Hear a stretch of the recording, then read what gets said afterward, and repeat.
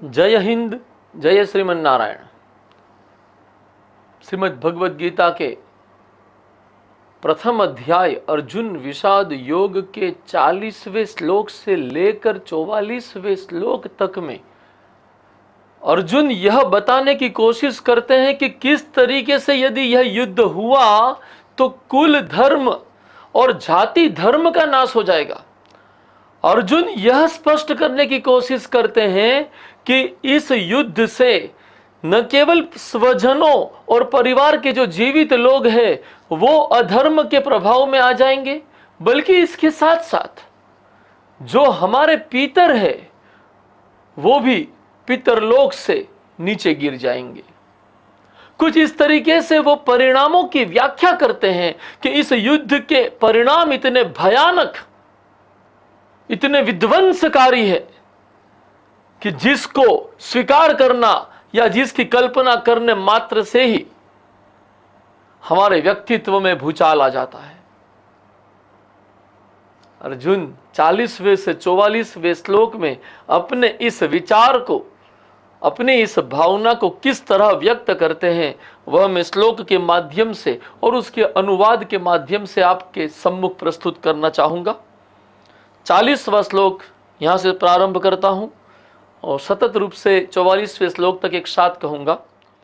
कुलक्षये प्रणश्यन्ति कुलधर्मः सनातनाः धर्मे नष्टे कुलं कृत्स्नम् अधर्मोऽभिभवत्युत अधर्माभिभवात् कृष्ण प्रदुष्यन्ति कुलस्त्रियः स्त्रीषु दुष्टासु वार्ष्णेय जायते वर्णसंकरः संकरो नरकायैव कुलज्ञानां कुलस्य च पतन्ति पितरो येषां लुप्तपिण्डोदकक्रियाः दोषैरेतेः कुलज्ञानां वर्णसंकरकारकैः उत्साद्यन्ते जातिधर्माः कुलधर्माश्च शाश्वताः उत्सन्नकुलधर्माणां मनुष्याणां जनार्दन नरके नियतं वासो भवतीत्यनुशुश्रुम। परम पूज्य श्री राम सुखदास जी महाराज 40वें और से लेकर 44वें श्लोक का अनुवाद कुछ इस तरह प्रस्तुत करते हैं। 40वें श्लोक का अनुवाद यह है कि कुल का क्षय होने पर सदा से चलते आए कुल धर्म नष्ट हो जाते हैं और धर्म का नाश होने पर संपूर्ण कुल को अधर्म दबा लेता है। धर्म के स्थान पर अधर्म आ जाएगा। पहले श्लोक में 40वें श्लोक का अगर सार पकड़े तो यही है कि इस युद्ध से कुल का क्षय होगा, कुल के क्षय से कुल धर्म खत्म हो जाएगा और जो सदियों से चला आ रहा है, सनातन काल से चला आ रहा है, वो कुल धर्म समाप्त हो जाएगा और कुल धर्म के समाप्त होने से अधर्म आने वाली पीढ़ियों को दबा लेगा अपने प्रभाव में। 41वें श्लोक में युद्ध के इस परिणाम को और आगे व्याख्यायित करते हुए बतलाते हैं अर्जुन कि हे कृष्ण, अधर्म के अधिक बढ़ जाने से कुल की स्त्रियां दूषित हो जाती है और हे वार्ष्णेय, स्त्रियों के दूषित होने पर वर्ण संकर पैदा हो जाते हैं। कहने का तात्पर्य है कि युद्ध भूमि में पुरुषों की मृत्यु के पश्चात स्त्रियों का धर्म भी भ्रष्ट हो जाएगा, वे दूषित हो जाएगी और उनके जो संतानें होंगी वो भी वर्ण संकर होगी, जो कि अधर्म को ही उत्तेजन देगी और इसके साथ ही साथ ऐसी संतानें पितरों को भी नीचे गिरा देगी। कहा जाता है 42वें श्लोक में कि वर्ण संकर कुल घातियों और कुल को नरक में ले जाने वाला होता है। श्राद्ध और तर्पण न मिलने से इन पितरों को भी अपने स्थान से गिर जाना पड़ता है, पीतर भी अपने स्थान से गिर जाते हैं। 43वें श्लोक में 43rd में कुछ अनुवाद इस प्रकार है, इन वर्ण संकर पैदा करने वाले दोषों से कुल घातियों के सदा से चलते आए कुल धर्म और जाति धर्म भी नष्ट हो जाते हैं। हे 44वें श्लोक में कहते हैं अर्जुन, हे जनार्दन, जिनके कुल धर्म नष्ट हो जाते हैं उन मनुष्यों का बहुत काल तक नरकों में वास होता है, ऐसा हम सुनते आए हैं। देखिए 44वें श्लोक में आकर अर्जुन जो बात बतला रहे हैं, ऐसा हम सुनते आए हैं। क्या क्या सुनते आए हैं? तो कि यह जो 40वें से लेकर 44वें श्लोक तक की जो बातें हैं वो सब सुनी सुनाई बातें हैं। और सचमुच अगर 40वें श्लोक से लेकर 44वें श्लोक तक की बातें परम सत्य को उजागर करने वाली होती तो क्या कृष्ण इस युद्ध के लिए अर्जुन को तैयार करते? अर्जुन क्या क्या दावा करते हैं? अर्जुन पहला दावा यह करते हैं कि कुल का क्षय हो जाएगा और इससे कुल धर्म नष्ट हो जाएगा। दूसरा दावा यह करते हैं कि कुल धर्म का नाश होने पर अधर्म हावी हो जाएगा। अधर्म हावी होने पर क्या होगा? तो तीसरा दावा यह है कि स्त्रियां जो है कुल की वे दूषित हो जाएंगी। वे दूषित हो जाएंगी तो क्या परिणाम होगा? अर्जुन कहते हैं वर्ण संकर जन्म लेंगे। ये वर्ण संकर संतान कैसी होगी? तो कि वो ऐसे कर्म करेगी जिससे कि परिवार की परंपरा नष्ट भ्रष्ट हो जाएगी और जो पितर लोग हैं, जो पितृगण है, वे भी अपने स्तर से नीचे गिर जाएंगे। और जब यह सब कुछ होगा तो कुल धर्म जाति धर्म सब कुछ नष्ट हो जाएगा।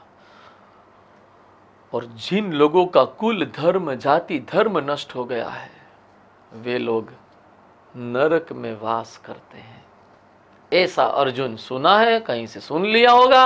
अर्जुन यही सब बातें कृष्ण के सम्मुख प्रस्तुत करके युद्ध न करने के उसके विचार के संदर्भ में कृष्ण को सहमत करने की कोशिश कर रहे हैं कि एक बार कृष्ण बोल दे हाँ सही बात है भाई, युद्ध नहीं करना तो युद्ध से मैं भागूं।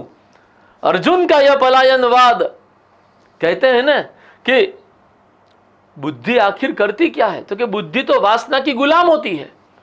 हमारी जो वासना है, हमारी जो इच्छाएं हैं, उसके अनुसार बुद्धि को तर्क मिलते चले जाते हैं। और अर्जुन को भी यहां पर तर्क मिलते चले जा रहे हैं। वो कुल धर्म जाति धर्म वर्ण संकर इत्यादि जैसे शब्दों का उपयोग करके यह बताने की कोशिश कर रहे हैं कि इस युद्ध से विध्वंस के अलावा कुछ नहीं, इस युद्ध का परिणाम तो नरक है।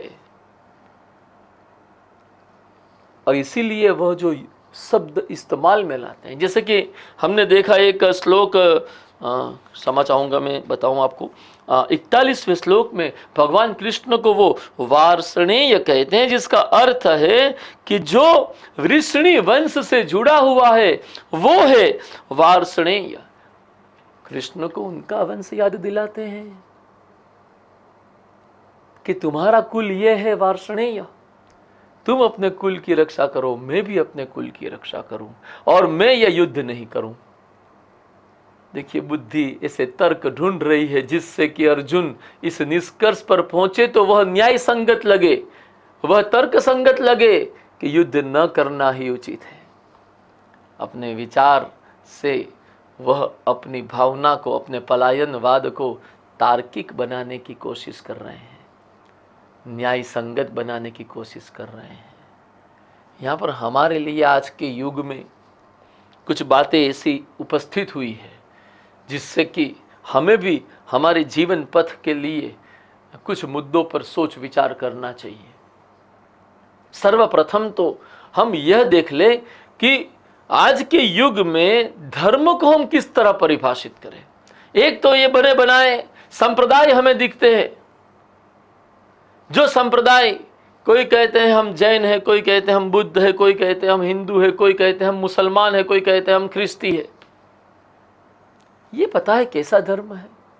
ये कुछ ऐसा धर्म है जिसमें कि एक निश्चित विश्वास प्रणाली है, उनके एक निश्चित ईश्वर है, उनकी एक निश्चित सर्वोच्च पुस्तक है और उनकी एक निश्चित पूजा पद्धति है। कहने का आशय, एक निश्चित ईश्वर, एक पूजा पद्धति, एक सर्वोच्च पुस्तक, और उस पुस्तक में जो मूल्य, आदर्श और जीवन पद्धति लिखी है उसके अनुसार ही जीवन जीने का प्रयास, यह धर्म की एक औपचारिक व्याख्या है। और इस औपचारिक व्याख्या के संदर्भ में अर्जुन का जो यह शब्द उपयोग में लाया गया है अर्जुन के द्वारा, कुल धर्म का नष्ट हो जाना, जाति धर्म का नष्ट हो जाना, क्या उस धर्म के नष्ट होने से बतलाता है जिसकी की व्याख्या हम कर रहे हैं अभी के युग में? शायद नहीं। यहां पर कुल धर्म हो या जाति धर्म हो, वह एक कर्तव्य को बतलाता है। प्रत्येक कुल के सामाजिक व्यवस्था में अपने कर्तव्य थे उस समय में, और उस कुल को उस कर्तव्य के दायरे में रहकर ही अपना जीवन व्यतीत करना होता था। एक प्रकार का एक ऐसा समाज जिसको हम वर्ण व्यवस्था पर आधारित कहते हैं, वह एक ऐसा समाज था जहां प्रत्येक जाति के लिए, प्रत्येक कुल के लिए निश्चित कर्तव्य सुपरिभाषित है, निश्चित नैतिक संहिता सुपरिभाषित है, और उस संहिता और उस कर्तव्य के दायरे में रहकर ही उन्हें अपना जीवन व्यतीत करना होता था।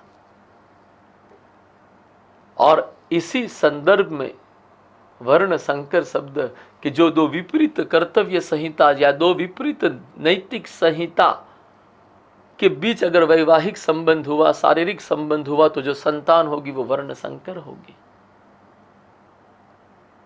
वह एक ऐसा समाज था जो वर्ण व्यवस्था पर आधारित होने के कारण सभी कुल समुदाय के कर्तव्य स्पष्ट थे। लेकिन आज उस वर्ण व्यवस्था को हम भारतीय समाज पर आरोपित करें तो यह आरोपण मुझे व्यक्तिगत रूप से लगता है निरर्थक और अन्यायपूर्ण होगा। वर्ण व्यवस्था की अपनी सार्थकता अपने समय में रही हो सकती है, लेकिन आज के युग में एक ही धर्म है जिसको कहा जाएगा राष्ट्र धर्म। प्रत्येक नागरिक राष्ट्र धर्म से जुड़ा हुआ है और उस राष्ट्र धर्म के लिए उसके जो कर्तव्य है वह कर्तव्य सुपरिभाषित कर दिए गए हैं हमारे संविधान के भाग 4 क में। कुल मिलाकर 11 कर्तव्य दिए गए हैं जिसको कि हम लोग फंडामेंटल ड्यूटीज कहते हैं। प्रत्येक नागरिक उन कर्तव्यों की मर्यादा में रहकर कार्य करे और वही कर्तव्य का पालन राष्ट्र धर्म है। अब कोई कुल धर्म या जाति धर्म जैसे संकुचित व्यवस्था में रहने की आवश्यकता इसलिए नहीं है क्योंकि हमने हमारे भारतीय समाज को अखिल भारतीय स्वरूप प्रदान कर दिया है जो किसी वर्ण या जाति में बंधा हुआ नहीं है। इसीलिए संविधान वर्ण आधारित, जाति आधारित सभी भेदभावों का निषेध करता है। इसीलिए संविधान लिंग आधारित सभी भेदभावों का निषेध करता है। संविधान सभी को समान धरातल पर रखता है। और यहां यह भी देखने वाली बात है कि यदि कुल धर्म और वर्ण धर्म अनिवार्य होते उस समाज में भी, जिस समाज में अर्जुन अस्तित्व में थे, जिस समाज में कृष्ण अस्तित्व में प्रत्यक्ष रूप में, भौतिक रूप में थे, उस समाज में भी अगर कुल धर्म वर्ण धर्म की सर्वोच्चता सर्व समाज के हित से बड़ी होती तो कृष्ण शायद ये युद्ध करने को इनकार कर देते। सर्व समाज का हित सर्वोपरि है, कुल धर्म से भी सर्वोपरि, जाति धर्म से भी सर्वोपरि। यही तो दृष्टिकोण कृष्ण भगवत गीता में प्रस्तुत करते हैं और इसी दृष्टिकोण के आधार पर यह भारतवर्ष एकीकृत सामाजिक व्यवस्था को स्थापित करने में सफल रहा है। भिन्न भिन्न परंपराएं, भिन्न भिन्न संस्कृतियों के बीच अखिल भारतीय सांस्कृतिक, राजनीतिक, सामाजिक एकता को इतिहास के किसी भी युग में नकारना संभव नहीं लगता। अर्जुन जिस कुल धर्म और जाति धर्म की बात कर रहे हैं उससे भी बड़ा धर्म है मानवता का धर्म। उससे भी बड़ा धर्म है न्याय एवं समता पर आधारित समाज व्यवस्था। और उस धर्म के रक्षक के रूप में अर्जुन को कृष्ण देख रहे हैं। इसलिए कृष्ण केवल सुन रहे हैं, कहीं पर भी यह नहीं कह रहे हैं कि तू सही बोल रहा है। कहीं पर भी अर्जुन के विचार के प्रति सहमत नहीं हो रहे हैं, चुपचाप है और मुस्कुरा रहे हैं। मुस्कुरा क्यों रहे हैं? अर्जुन की मूर्खता पर मुस्कुरा रहे हैं। वो जिस धर्म का तर्क दे रहा है उसी धर्म से ही उसको यह प्रेरणा मिल रही है कि वो अधर्म को नाश करने के लिए, अधर्म को नष्ट करने के लिए अपने अस्तित्व को दांव पर लगा दे। अधर्म को समाप्त करने के लिए अस्तित्व को दांव पर लगा देना, यही अर्जुन के लिए धर्म था। लेकिन अर्जुन संकुचित सोच में पड़ गया, अपने वंश, अपने कुल, अपनी जाति में पड़ गया है। और इस तरीके की संकुचित विचारधारा, इस तरीके का अर्जुन का पलायनवाद उसको कुछ निष्कर्ष तक ले जाता है। वे निष्कर्ष 45वें एवं 46वें श्लोक में, प्रथम अध्याय के 45वें और 46वें श्लोक में प्रस्तुत किए गए हैं। इस 45वें और 46वें श्लोक पर आगे के व्याख्यान में हम चर्चा करेंगे, उसको समझने की कोशिश करेंगे। 40वें से 44वें श्लोक के इस व्याख्यान में श्रीमद् भगवद गीता ग्रंथ के विरुद्ध मेरे से कुछ बोला गया हो, कुछ कहा गया हो, इसके लिए मैं क्षमा प्रार्थी हूँ। धन्यवाद। जय श्रीमन्नारायण, जय हिंद।